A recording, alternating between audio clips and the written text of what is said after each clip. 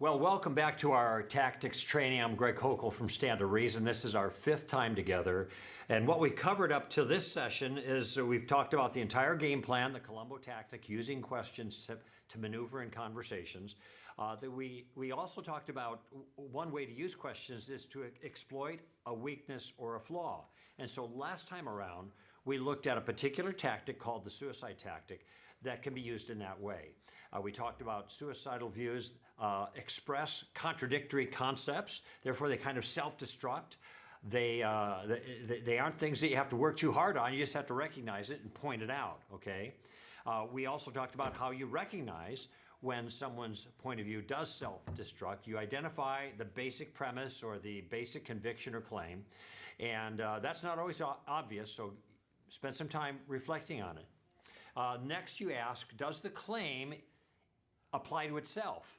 Okay, and if it does apply to itself, does it refute itself?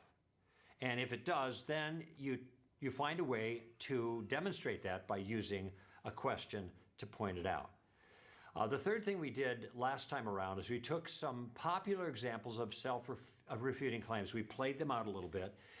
They were experiences that I've had in conversations with other people. And then at the end, we talked about a specific species of suicide that I call sibling rivalry suicide. And simply put, this is where a pair of objections are in conflict with each other. And at least one of them's got to go. And if you can demonstrate the conflict, the rivalry between these siblings, then the person that you're talking with might let one go, and it makes your job a lot easier. Now here's what I'd like to do today. I want to tell you about the very first tactic that I ever learned. It's called taking the roof off. And I didn't know about tactics at the time, but it's something I learned from the late Francis Schaeffer, who used it to great effect. What I'm going to do this session is show you what taking the roof off is. I'll show you how to recognize the circumstances where you can use this tactic. I'll talk a little bit about why this tactic works, and there's a very particular reason for it. And finally, I'm going to give you some specific examples of popular ideas that will basically lead you over a cliff if you follow them, and that's kind of the idea here. And then I'll show you how you can take the roof off with them. It's very flexible, and it's something I think that you'll find useful in your arsenal of tactics. Now, sometimes when you press a view to its logical conclusions, the results turn out to be kind of absurd.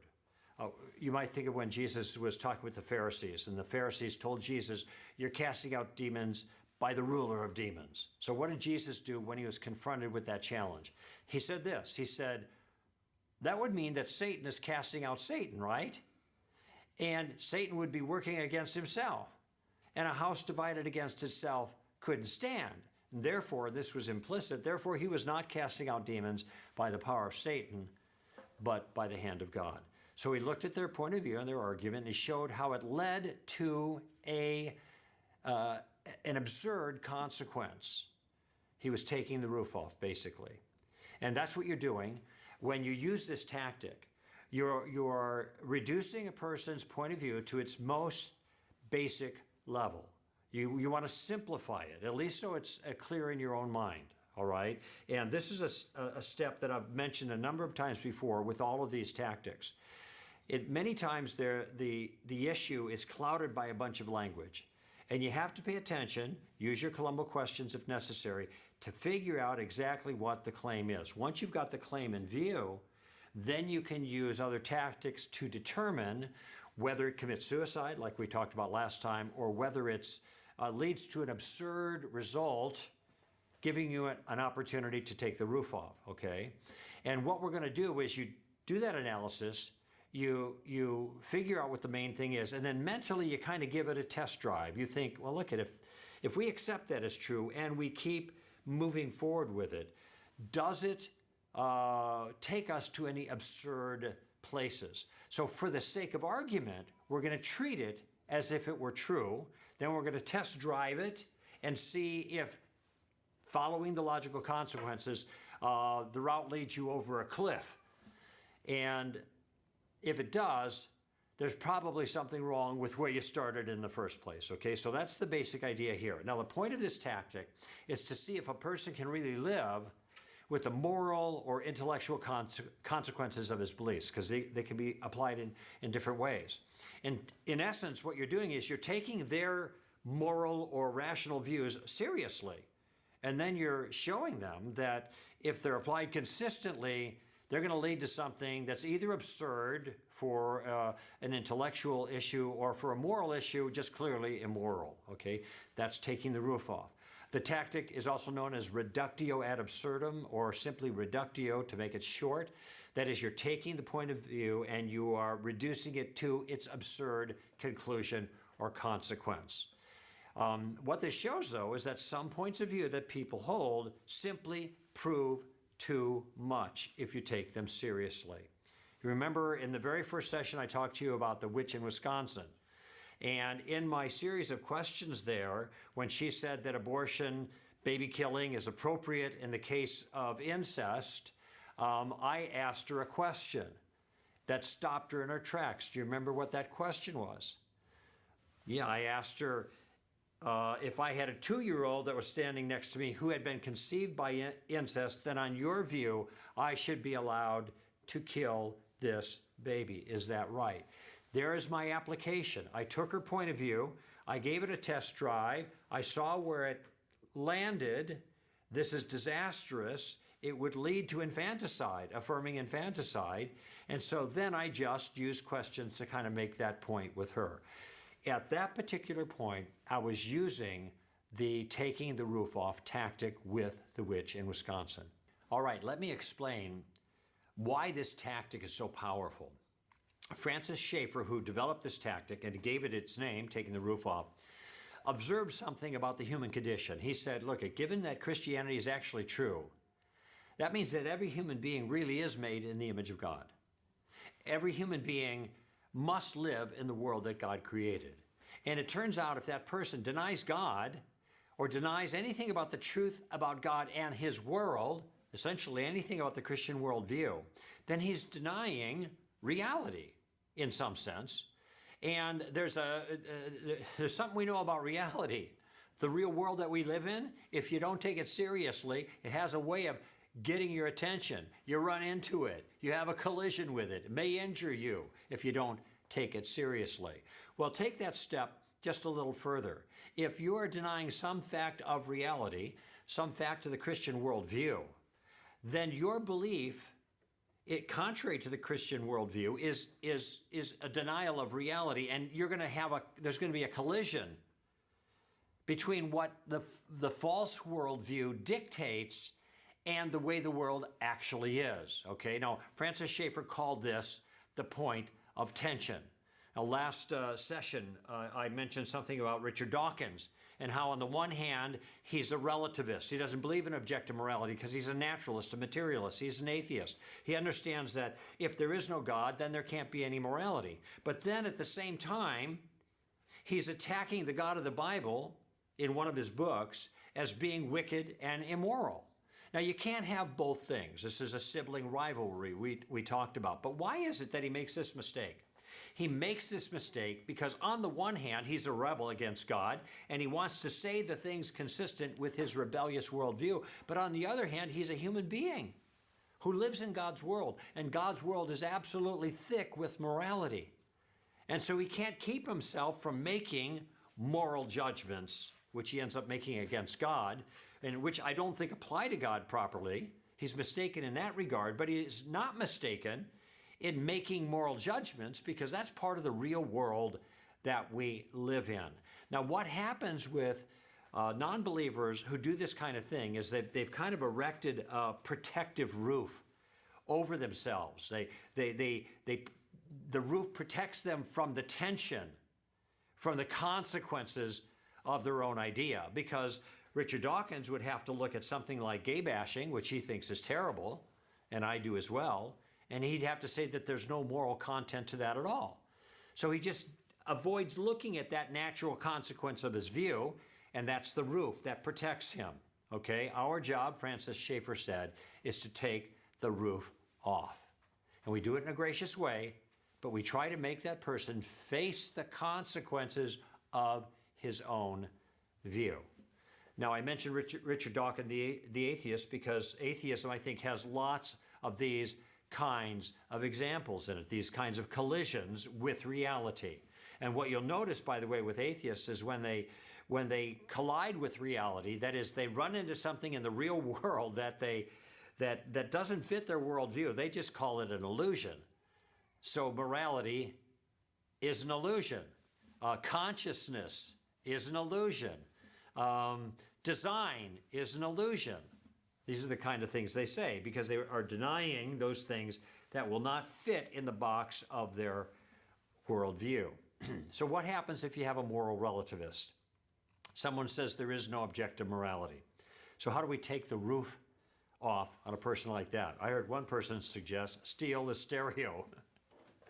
Says there's no morality? All right, steal a stereo. What's his complaint going to be? You did something wrong? Stealing is wrong? You can't say that.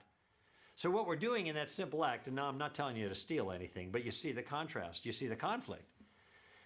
In that simple attempt or that simple act, you are demonstrating that the person doesn't really believe what he says he believes.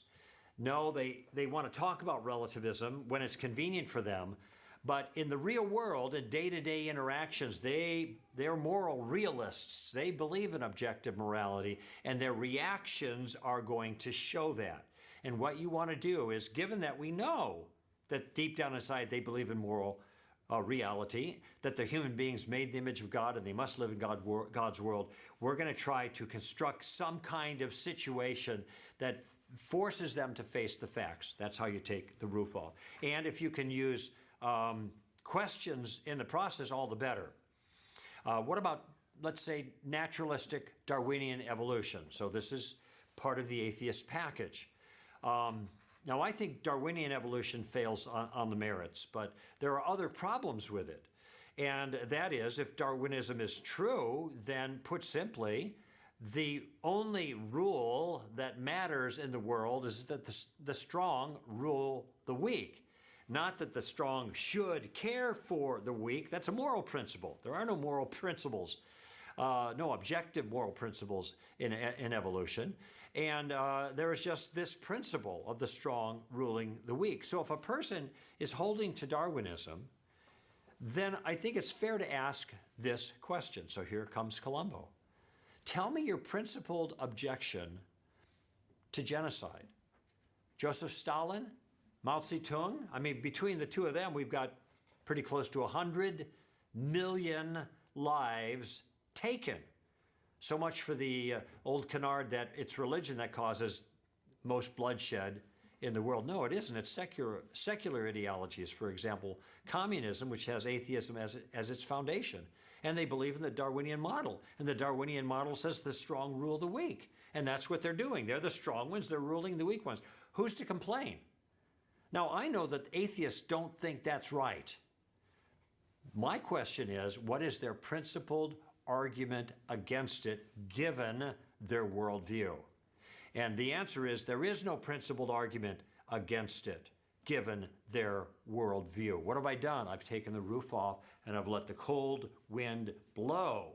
So they have to feel the force of the consequence of their worldview. They know that in the real world there's terrible evil. They don't want to admit it quite like that in so many words, especially when they're defending turf.